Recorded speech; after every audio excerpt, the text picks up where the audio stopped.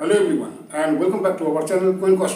Today we are looking at a groundbreaking medical achievement, the world's first successful penis transplant performed in South Africa. And this was not just a surgery, it was a life-saving milestone in modern medicine. So in today's video, we will explore how it happened and why it matters.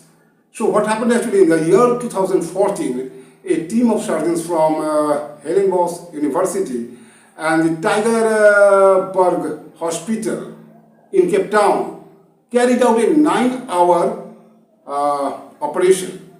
Their patient was a 21-year-old man who had lost his penis after complications from a traditional circumcision ritual. And this tragedy actually affects so many young men in South Africa. And this surgical operation was not the first attempt worldwide, but this was the first successful attempt. Okay. And one more thing, the actually surgical procedure was so complex in nature because the organ penis is so complicated in nature. It's a delicate part of human body, means a male's body. So reconnecting this to the body was so complex in nature. The surgeons had to attach tiny blood vessels, then intricate nerves, as well as that urethra. Urethra is used for urination. So that urethra they also attached. They had to attach urethra for urinal function. And this surgical procedure, actually, the surgeons adapted the same techniques that were originally developed for facial transplants. Okay, so their surgical operation was successful, and within 3 months, the patient actually regained his full urinal and sexual function. His partner, the patient's partner, was reported to be pregnant just by 6 months. Yes, just by 6 months, that man's partner was reported to be pregnant.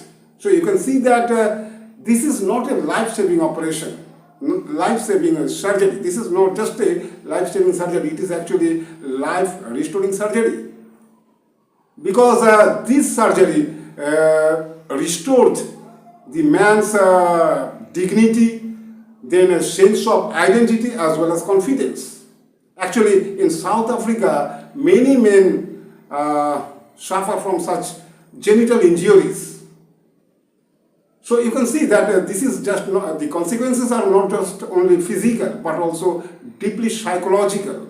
Stigma, depression, then suicidal attempts. Okay, stigma, depression, suicidal attempts all are very common in South Africa just due to this fact, genital injuries, due to that traditional circumcision rituals.